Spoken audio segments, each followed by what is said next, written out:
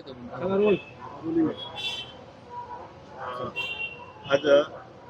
Doctor Babasaheb Ambedkar यांची 135वी जयंती आहे. मोठ्या प्रमाणात जसं चैत्यभूमीवर अनेक अनुयायी येतात, त्याच प्रकारे राजगृहावर सुद्धा येतात. काय सांगा? डॉक्टर बाबासाहेब आंबेडकरांच्या शहरात पहिले डॉक्टर बाबासाहेब आंबेडकरांच्या 135व्या जयंतीनिमित्त आपल्या माध्यमातून मी सर्वांना जयंतीच्या हार्दिक हार्दिक शुभेच्छा देऊ इच्छितो.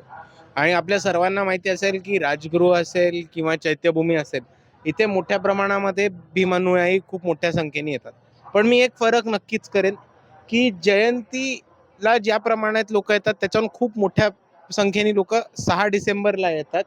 कारण जयंती ही जास्त करून लोक स्वतःच्या वस्तीमध्ये, स्वतःच्या गावामध्ये, स्वतःच्या पाड्यांमध्ये, स्वतःच्या तांड्यांमध्ये, स्वतःच्या वॉर्डामध्ये आणि स्वतःच्या एरियामध्ये बाबासाहेब आंबेडकरांची जयंती करून स्वतःचा एरिया हा पूर्ण सजवून प्रत्येक ठिकाणी जयंती ही मोठ्या प्रमाणात केली जाते. म्हणून एक सेंट्रलाइज राजगृह किंवा चैत्यभूमी न राहता जयंती ही ठिकठिकाणी साजरी होताना आपल्याला दिसते. महापालिकेकडनं नियोजन उत्तम प्रकारे ठिकाणी केलं गेलं अशी स्तुती मुख्यमंत्र्यांनी केलेली आज. हे बघा, मुख्यमंत्र्यांना हे म्हणायला काम आहे. मुख्यमंत्र्यांना वरनं पॉइंटर देतात आणि ते पॉइंटर देतात त्याच्यावरनं मुख्यमंत्री बोलतात. पण जर आपण लॉजिकनी बघितलं तर एका बाजूला आपल्याला कळेल की आपण 6 डिसेंबरला बघितलं तर खूप मोठा पैशाचा लूटमार होतो, खूप मोठ्या प्रमाणात करप्शन होतं.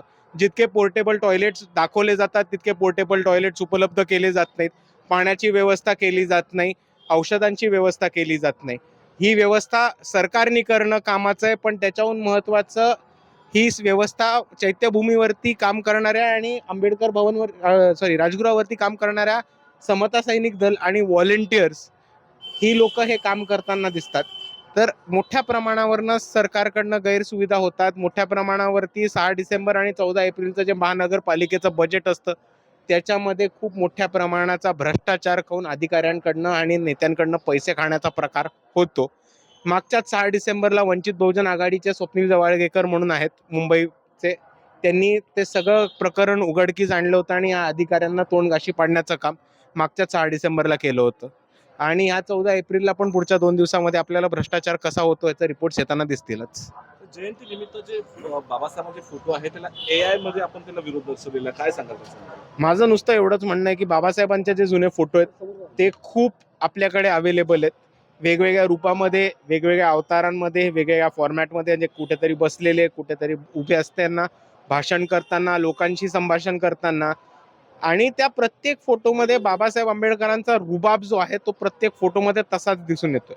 मग एवढे फोटो असताना आपल्याला AI वापराचा अट्टहास का, हा एक माझा पहिला प्रश्न येतो.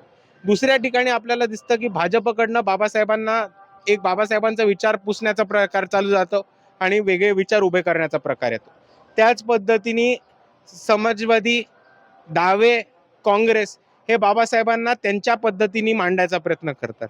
आणि ओरिजिनल टेक्स्ट, बाबासाहेबांचे स्पीचेस, त्यांचे रायटिंग्स, व्हॉल्युम्स ह्याच्यापासून लोकांचं जसं जसं ध्यान हटत जातं तसं आपल्याला प्रामुख्याने दिसेल की AI ही एक धोक्याची घंटा आहे. कारण त्यांनी बाबासाहेब आंबेडकरांचे विचार पातळ करणं आणि ते पुसणं सोपं जाणार आहे, म्हणून आम्ही AI ला धोक्याची घंटा मानतो. चळवळीतले जे कलाकार आहेत AI मुळे त्यांना मोठा धोका निर्माण होतो, काय सांगाल? हो, कारण आपण चळवळीचे कलाकार बघितले तर जलसाकार, गायक, तसेच आपण चित्रकार किंवा कार्टुनिस्ट जर आपण बघितले तर 14 एप्रिलला जयंतीचे कार्यक्रम घेऊन किंवा वेगवेगळे आर्टवर्क करून हे त्यांचा पैसे कमवण्याचं साधन होता. आणि पैसे कमवण्याच्या साधनाच्या पुढे ही त्यांची कला होती. पण जर तुम्ही AI वापरून त्यांची कला मारत असाल आणि त्यांच्या पोटावर पाय ठेवत असाल तर तो आंबेडकरवादी कलाकारांसाठी पण एक मोठा धोका आहे. सध्या युद्ध सुरू आहे, जागतिक युद्ध सुरू आहे, ज्या पद्धतीने इराण आणि बघितलं इस्रायल वगैरे, अमेरिका पण त्याचं इन्व्हॉल्ड आहे. खरोखर भारतामध्ये येत्या काळामध्ये लॉकडाऊन होण्याची शक्यता वाटते तुम्हाला? ते पुढे युद्ध कसं प्रोग्रेस होईल त्याच्यावरतीच डिपेंड होईल. पण मला लॉकडाऊन लागण्याची शक्यता ह्याच्यामुळे दिसतेय कारण आज भाजप आणि नरेंद्र मोदी कोणत्याही प्रकारे ह्या संकटाला समोर जायलाच तयार नाही आहेत, ते सक्षम नाही आहेत. आणि त्यांच्या असक्षमपणामुळे किंमत ही भारताच्या नागरिकांना मोजायला लागेल ही भीती वाटते.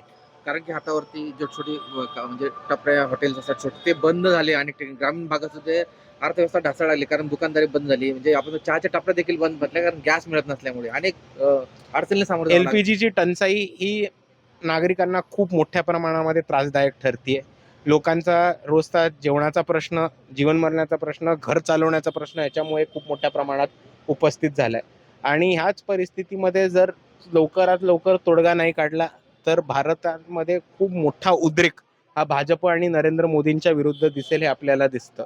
आणि दुसऱ्या बाजूला एक आपण सर्वांनी गोष्ट समजून घेतली पाहिजे होती की नरेंद्र मोदींचं नाव एप्स्टीन फाईलमध्ये होतं, म्हणून ते नेथन्याहूला भेटायला इस्रायलला गेले आणि नेथन्याहूसाठी त्यांनी बीचवरती डान्स केला, असं त्या एप्स्टीन फाईल्समध्ये नमूद केलेलं आहे. आता जर नरेंद्र मोदींनी मुजरा करायला नेथन्याहूच्या समोर गेलेच नसते आणि इस्रायल आणि अमेरिकेच्या बाजूने उभे राहिले नसते तर इराणला आपली एकही गोष्टी पाडवायचं काहीच काम नव्हतं.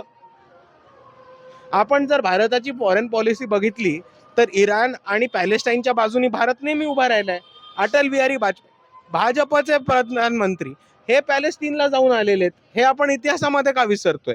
तर नरेंद्र मोदींना जर गुलामगिरी करायची नसती इस्रायलची आणि नेथन्याहूची तर आज भारतावरती ही परिस्थिती आली नसती आणि भारतीयांच्या नागरिकांच्या घरचा LPG बंद नसता झाला. हे लोकांनी आज समजून घेण्याची गरज आहे. थँक्यू.